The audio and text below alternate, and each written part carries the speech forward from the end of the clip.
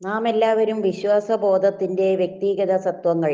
യോഗവാസിഷ്ടം നിത്യപാരായണം ദിവസം 74 ഭാഗം 3 ഉൽപ്പത്തി പ്രകരണം.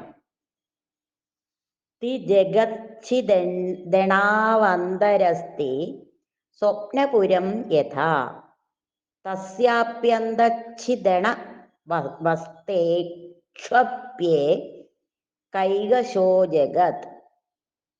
വസിഷ്ഠൻ തുടരുന്നു. വിതുരന്റെ മരണശേഷം നഗരത്തിൽ യുദ്ധാനന്തര കെടുതികളും കലാപവും ഉണ്ടായി. സിന്ധു രാജാവ് തന്റെ മകനായിരിക്കും ഇനി രാജാവ് എന്ന് പ്രസ്താവിച്ചു. അദ്ദേഹത്തിന്റെ പ്രജകൾക്ക് ആഹ്ലാദമായി. പെട്ടെന്ന് തന്നെ മന്ത്രിമാർ കിരീടധാരണത്തിനുള്ള ഒരുക്കങ്ങൾ തുടങ്ങി. പുതിയ ഭരണകൂടം നഗരത്തിൽ പട്ടാള നിയമം കൊണ്ടുവന്ന് അവിടെ സമാധാനം പുനഃസ്ഥാപിക്കുകയും ചെയ്തു. വിതുരന്റെ വീഴ്ച കണ്ട രണ്ടാമത്തെ ലീല ബോധരഹിതയായി കുഴഞ്ഞു വീണു. ആദ്യത്തെ ലീല സരസ്വതി ദേവിയോട് പറഞ്ഞു, നോക്കൂ, എന്റെ ഭർത്താവ് പ്രേതത്തെ ഉപേക്ഷിക്കാൻ പോകുന്നു. സരസ്വതി പറഞ്ഞു, ഈ കൊടും യുദ്ധവും നാശവും മരണവും എല്ലാം ഒരു സ്വപ്നത്തിന്റെ യാഥാർത്ഥ്യത മാത്രമുള്ളതാണെന്നറിയുക. അവിടെ ഒരു സാമ്രാജ്യമില്ല, ഭൂമിയുമില്ല. ഇക്കാര്യങ്ങളെല്ലാം നടന്നത് കുന്നിൻ മുകളിലുള്ള വസിഷ്ഠൻ എന്നു പേരായ ആ മഹാത്മാവിന്റെ വീട്ടിലാണ്. ഈ കൊട്ടാരവും യുദ്ധക്കളവും ബാക്കിയുള്ള മറ്റു ദൃശ്യങ്ങളുമെല്ലാം നിന്റെ അന്തഃപുരത്തിന്റെ ഉള്ളറകളിൽ തന്നെ അല്ലാതെ മറ്റെങ്ങുമല്ല. വാസ്തവത്തിൽ ഈ വിശ്വം മുഴുവനും അവിടെയുണ്ട്. ആ മഹാത്മാവിന്റെ ഗൃഹത്തിനുള്ളിലാണ് പത്മരാജാവിന്റെ ലോകം. ആ രാജാവിന്റെ കൊട്ടാരത്തിനുള്ളിലാണ് നിങ്ങൾ ഇവിടെ കണ്ട ലോകം.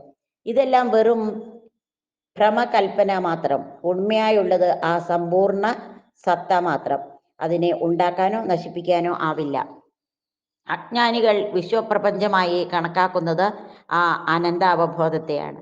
ഒരുവരിന് സ്വപ്ന നഗരം മുഴുവനുമായി നിലനിൽക്കുന്നത് പോലെ ചെറിയൊരണുവിൽ 3 ലോകങ്ങളും സുസ്ഥിതമത്രേ.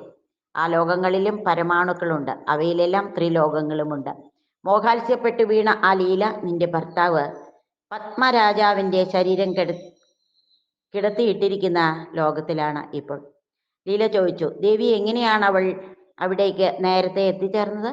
അവളോട് ചുറ്റും കൂടിയവർ എന്തൊക്കെയാണ് പറയുന്നത്? സരസ്വതി പറഞ്ഞു, നിങ്ങൾ രണ്ടാളും രാജാവിന്റെ ആശാസങ്കല്പ സൃഷ്ടികളാണ്. അതുപോലെ രാജാവും ഈ ഞാനുമെല്ലാം സ്വപ്ന വസ്തുക്കൾ മാത്രം.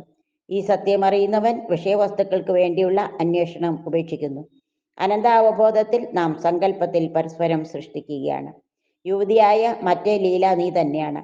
അവൾ എന്നെ പൂജിച്ചത് ഒരിക്കലും വിധവ ആകാതിരിക്കാനുള്ള വരലബ്ധിക്ക് വേണ്ടിയാണ്. അതുകൊണ്ട് വിതുര രാജാവ് അന്തരിക്കും മുൻപ് ലീല കൊട്ടാരം വിട്ടുപോയി.